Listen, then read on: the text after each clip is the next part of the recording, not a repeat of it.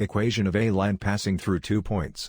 The first point has x equals 5, and y equals 2. The second point has x equals -20, and y equals -21. First, place the 2 points on the coordinate grid.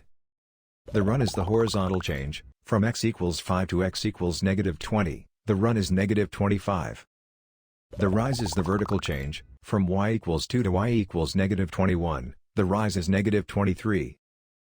Slope is rise divided by run, -23 over -25, which simplifies to 23 over 25. Now draw the line through both points.